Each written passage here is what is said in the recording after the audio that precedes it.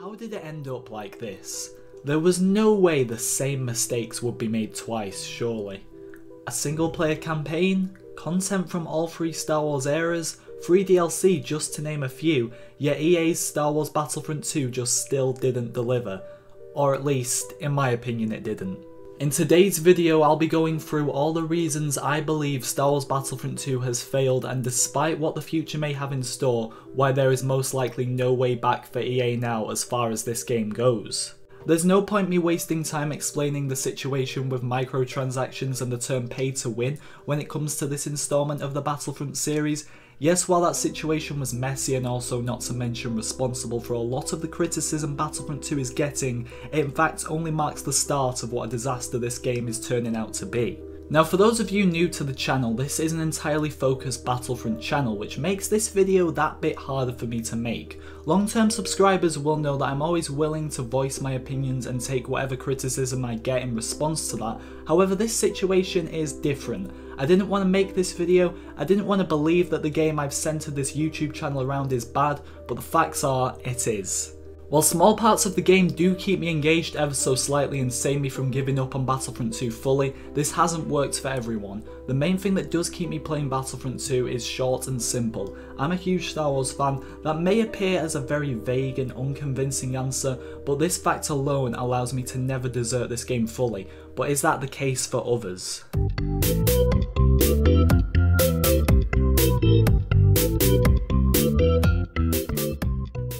Starting off with my first point, which when considered causes big problems for heroes versus villains. The one mode on this game I find to be so enjoyable and that I can easily play for hours on end without feeling uninterested. Hero prices, however, affect Battlefront 2 more than some of you may know, and hold back this game mode from expanding into something potentially better than what we currently have. Let's talk about this in more detail. Heroes being locked behind credits is a huge negative. I wouldn't mind this too much if we had a greater selection of heroes to choose from, but 14 is ridiculous when you take a better look at it. Let's break it down. As I stated, there are 14 heroes in Star Wars Battlefront 2. 9 of them are from the last game, in other words, reused content. Yes, while some of them have different abilities, or even for a select few an alternate appearance to Battlefront 1, Luke, Han, Leia, Chewbacca, Lando, Vader, the Emperor, Boba Fett, and dare I say it, Bossk, who I'll get to soon, are still the same characters from the last game. I don't mind bringing most of these characters back as they are very iconic, most of them, but since it's a new game, give us a broad selection of new heroes to fight alongside them. Instead, we've got 5, yes you heard me right, 5 new heroes. I respect the decision to not lock the new additions of Yoda, Darth Maul, Rey and Kylo Ren behind credits. It would have been an awful decision to restrict players from not only using some of their favourite characters from the last game, but also new characters as well. The final hero is Iden Versio, the main protagonist of the campaign in Battlefront 2. I personally don't mind her being locked, however, I think that for completing the campaign, instead of getting 5,000 credits to unlock Iden, you just instead automatically unlocked her. That just seems more logical. But anyway, Bossk. Why is this guy in Battlefront 2? Some of you may remember a video I made a few months ago called Bossk over Anakin. Remember the one that got called clickbait? So much for that. Now, let's just recap a few of the key points which I talked about in that video. Okay, now can we just take a minute to stop and think about this? So Bossk, the bounty hunter from Empire Strikes Back, who is in the film for all of a minute, something like that, is in Battlefront 2, ahead of the main character of the prequel trilogy, Anakin Skywalker. Bossk is in Battlefront 2 because they already have the character model from the first game, so it's pretty easy to just make a few adjustments and add him into the next one. Now one could argue, where are characters such as Greedo, Dengar, Jyn, Krennic, people like that? Well, they may be saving them for DLC seasons later down the line. So it does seem to have become acceptable that because a character model for Bossk already existed from Battlefront 1, it's okay to implement this minor character into the game to fill up a hero spot? No, this isn't okay. The thing I have against Bossk is that he has less than 1 minute screen time in the whole Star Wars saga, and no, I'm not including the Clone Wars TV show, where even then he was only in a few episodes. There are so many more popular characters such as Anakin or Obi-Wan, and if we're talking about villains only, Count Dooku, Jango Fett, or even General Grievous could have taken Bossk's place. I understand Grievous not being ready for launch, he's a difficult hero to make, but it's besides the point. At this rate, I wouldn't be surprised if Nyanum or Dengar make a much anticipated return to the Battlefront, because background characters are clearly more important than main characters of the franchise. In fact, if background characters are so important, why not add this guy to the game? Or this guy? Or even this guy? Or why not this guy too? Either way, at least the community will listen to in some areas. For example, the highly requested bearded Han Solo skin is available for completing every arcade mission. So anyway, I was about to tell you all how hero prices affect Heroes vs Villains from expanding into something bigger. Currently Heroes vs Villains is an 8-player game mode, 4 vs 4 players. Yet as I said, there are 14 heroes in the game, meaning 6 of the heroes can't be used at one given time. Having all 14 heroes in a game at once, making it 7 vs 7 would be so fun. This could potentially make it so both teams have 2 targets to stop everyone just ganging up on the same players, making this game mode break away from being a mash of lightsabers and blasters. However, this cannot be done due to 6 of the heroes being locked. It would be too risky to increase the player count of Heroes vs Villains when not every player is guaranteed to have unlocked every hero. For example, if this game mode was changed and the teams went up to 5 vs 5, a player could then join a lobby where all 4 automatically unlocked heroes for their team are chosen, and the ones left to pick are all locked as they haven't got enough credits to buy them. This decision stops the player count from ever growing on Heroes vs Villains, holding it back from reaching its full potential.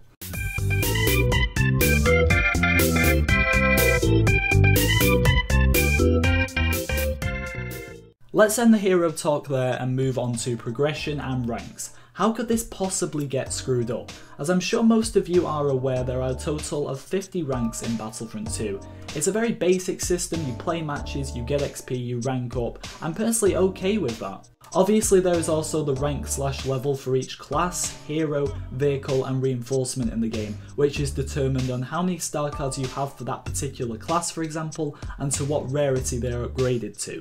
The system was clearly built on pay to win, but I want to stay as far away from that situation as possible in this video, as I'm sure most of you are more than aware of the problems surrounding microtransactions in Battlefront 2. The credit totals given out after each game are very low and based on how long you've played a game and not how well you did in it. This, however, isn't my main problem. The thing I'm most annoyed about is the rewards for hitting certain ranks. All those hard-earned credits you get, and I mean hard-earned as you hardly get any, should at least unlock you maybe a special skin or weapon, something that only someone, for example at rank 50, should be able to get. Kinda like the last game where you had certain unlocks available at rank 40 to 50, including a Quarren and a Twi'lek unlock for the Rebels at rank 50, and a Shadow Trooper unlock for the Imperials at rank 50 also. The customization system in the last game was lacking a lot, as there wasn't too many skins to unlock. However, at least it was in the game. I mean, the only possible way to have a worse customization system than Battlefront 1 was to not include it in Battlefront 2, but would you believe it? That's what they went and did. The response from EA and DICE on this matter is, it's coming. So in other words, post-launch, my question is, that's acceptable? Okay, give us customization updates as Battlefront 2 progresses, adding in new stuff for us to unlock, but don't add in the whole entire customization system in general post-launch. I mean, half of it's in the game already in various Battlefront trailers, for example. You can see different types of species wearing the Rebels or Resistance outfits. The single player campaign itself opened up lots of opportunities for this as well, with all those different species popping up throughout the missions. Maybe when you reach rank 50 an Imperial skin could be an Inferno Squad outfit. It's already in the game, making it easy to implement, and it would make sense seeing as Inferno Squad is supposed to be the main face of Battlefront 2. There is no excuse for having zero cosmetic customization in a Star Wars game. A galaxy of different aliens and troopers is on offer, and we get nothing on this side of things at launch. I honestly don't see why content is held back from us when it's clearly complete. If everyone's new favourite Star Wars character Shriv can fight alongside you in the single player without any issues, why can't skins like this be introduced to the multiplayer? I mean, come on, skins like this and this are from the last game. We all know how EA and DICE love reusing old content judging by the hero list alone, so get these skins in the game. Having those high unlocked skins to work towards in the last game is what kept me playing most of the time. This is one of the very reasons I struggle to play this game, because the only rewards are heroes that shouldn't even be locked in the first place, or star cards which are nowhere near as rewarding as a high unlocked skin that you've earned for playing the game. But like I said, don't worry, it's coming. Soon. You know when most of the players have given up on Battlefront 2 and this game becomes as dead as the last one? Yeah, that's when we'll have cosmetic customization.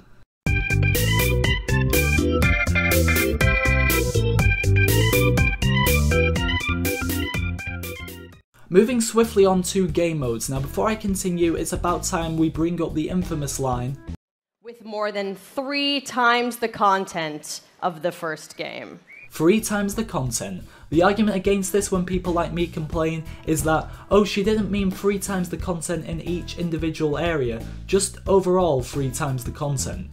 Looking back, maybe they should have been a bit more specific with this line, as game modes didn't get times by 3, not even times by 2. They didn't even just keep the same amount of modes Battlefront 1 had at launch, which was 9.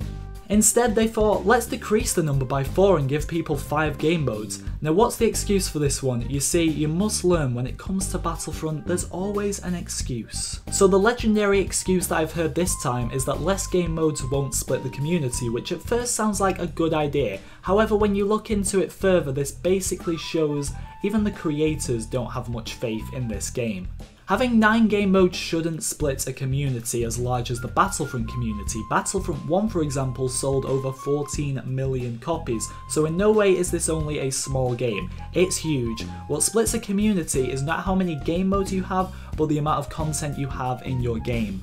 The reason Battlefront 1 had so many empty lobbies leading to some game modes having far less players than others was due to the content in the game. The fact that Battlefront 1 lacked so much content resulted in many players not playing the game at all. It didn't matter how much content was added post-launch, which refers back to what I was saying earlier. If a game isn't complete to a good enough standard at launch, you will lose players, not just for a few months or until a new update comes out, but for good. Lobbies were empty in Battlefront 1 because of this exact reason. I know for a fact that people will be outraged about this point, but you must see that at least if there are fewer game modes, the community won't be split as much, as there will only be 5 modes to go off and play in, not 9, keeping the community closer together just in case the player count drops, which is what's currently happening.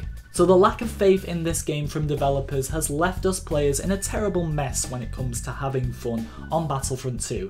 Let's look briefly at these game modes. Galactic Assault, the so-called big game mode that is the main face of the multiplayer. Starfighter Assault, the flying game mode for people who enjoy space battles. Blast, in other words, Team Deathmatch. Heroes vs Villains, the mash of lightsabers and blasters where our 13 heroes and Bosk fight in epic battles across the eras. And finally, Strike, the other game mode offering unique objectives and a change in pace to the other modes with smaller trooper battles. My opinions of each individual mode aside, the point I'm trying to raise is this isn't enough. Battlefront 1, whether you liked every mode or not, offered 9 different scenarios, which is enough to keep people entertained. For example, if you got bored of one, you'd have 8 others to choose from, but Battlefront 2 has 5. That's it. Where are the likes of Cargo, Drop Zone, Droid Run or Hero Hunt? Okay, not everybody liked every mode, but the last game had a variety to fit everyone's enjoyment. There just isn't enough game modes in Battlefront 2, and it's boring. There's no better way to put it than that.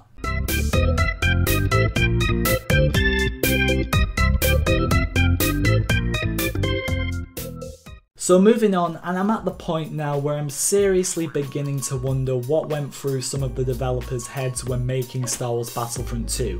Something as simple as statistics isn't in the game, and I can only wonder why. Am I not allowed to see my no doubt awful KD ratio, my win to loss percentages, my win totals on the very large variety of game modes, and the rest that has failed to be in the game at launch? How am I supposed to know if I'm improving at the game if I can't see my stats? Unlike other points, I can't talk about this one for too long because it's just simple. Why are my stats being hid from me? Why can't I see them? And most importantly, will I ever be able to see them? I always love to set myself goals, for example to get a higher KD ratio, or to get a certain amount of wins on my favourite game mode, but so much for that. But don't worry, it's probably coming post-launch with the rest of the game we paid for. I just can't get over simple additions like statistics not being in the game.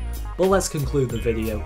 So what have we learned here today? Well, EA and DICE love holding back free content, there's always an excuse for each bad decision made, and it's completely fine to add crucial content such as cosmetic customization, a variety of actual new heroes, and stats post-launch. On the brighter side though, Battlefront 2, just like Battlefront 1, can only get better, and I'm sure in time it will. This is a Battlefront related channel and I will continue to supply you all with content themed around this game. Just because I make Battlefront videos doesn't mean I have to like everything, and I assure you this will not be the last time I have to speak out about the interesting decisions made over at EA and DICE. Thank you for watching everyone. Whether you enjoyed or hated this video, definitely leave your opinions in the comments section. And well, let's just hope for the best with Battlefront 2's free DLC.